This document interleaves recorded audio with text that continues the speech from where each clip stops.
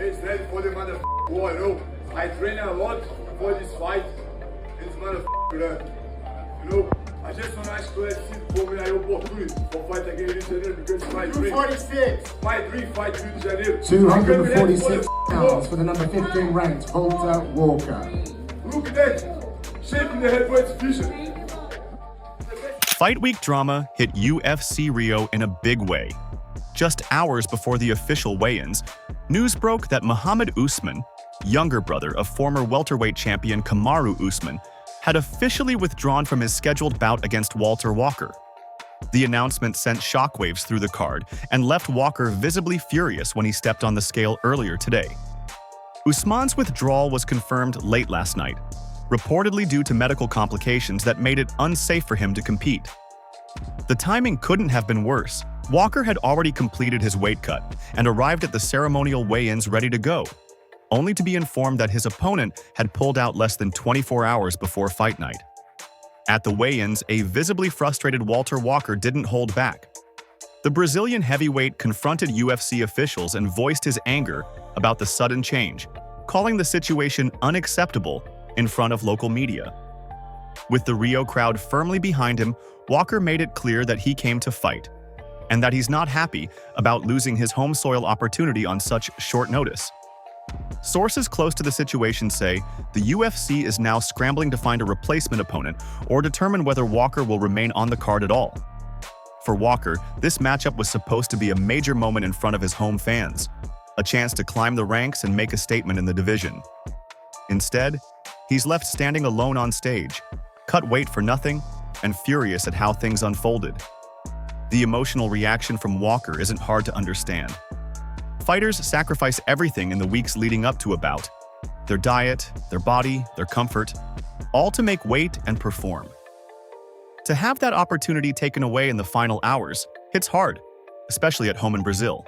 UFC Rio, but unfortunately you're not gonna go to the arena as a fighter. You're gonna just go there to see your fans. Like a guest, yeah, special guest. Yeah, I imagine it's a bit frustrating for you after everything you've done to prepare to be here and to fight, but not get that adrenaline out.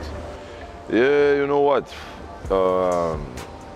First moment, I was very upset. You know, I get emotional, I cry, but if I have faith, maybe just for something bigger, you know, and if this don't happen now, because my wife yesterday tell me something interesting. She said, how long time ago have some news about fight cancel about doping? Yeah, no, long time ago, yeah. And now people talk about this everywhere. And she say, every time you tell me you wanna be famous, you wanna be all the time in the media, and now everybody talk about that, your fight cancel because doping. Then maybe this happens for put your name up, or yeah, I try, look this from another side. You know, I try find the reason. And maybe this. As for Kamaru Usman, details on the exact nature of his withdrawal haven't been fully disclosed, though early reports suggest it was a precautionary medical issue rather than an injury. The UFC has yet to release an official statement, but fans are already speculating on social media about what this means for Usman's future and whether the fight will be rebooked later this year. With tensions high and emotions running hot, UFC Rio is shaping up to be one of the most unpredictable cards of the year. And while Walker's fight might be in jeopardy, one thing's for sure: the atmosphere inside Rio de Janeiro just got even more intense. Another troubling headline has hit the combat sports world this week. According to ESPN, MMA fighter Raja Jackson has officially pleaded not guilty to multiple criminal charges stemming from an alleged attack on professional wrestler Syko Stu. The arraignment took place Thursday morning in Los Angeles County, where Jackson appeared in court alongside his attorney to face 1 count of felony battery causing serious bodily injury and 1 count of misdemeanor battery. The incident in question reportedly occurred several weeks ago outside a Los Angeles nightclub, where Jackson and Stu were allegedly involved in a heated altercation that quickly turned physical. Witnesses told local authorities that an argument between the two escalated when Jackson allegedly struck Stu multiple times, resulting in what police described as significant facial and bodily injuries. Paramedics were called to the scene, and Stu was later treated at a nearby hospital. Court documents indicate that the felony battery charge carries a potential sentence of up to 4 years in state prison. But prosecutors are reportedly pursuing a sentencing enhancement due to the severity of the injuries and the alleged use of excessive force. If the enhancement is approved, Jackson could face up to 7 years behind bars if convicted. At Thursday's arraignment, Jackson maintained his innocence through his attorney, entering a formal plea of not guilty to all charges. His legal team has stated that he acted in self-defense and that new evidence, including surveillance footage, will support their claim. The judge ordered Jackson released on bond under strict conditions, including a restraining order prohibiting any contact with Syko Stu while the case is pending. Raja Jackson pleads not guilty to battery charges after assaulting pro wrestler, faces up to 7 years in prison if convicted. I don't know why he wouldn't get attempt murder charges.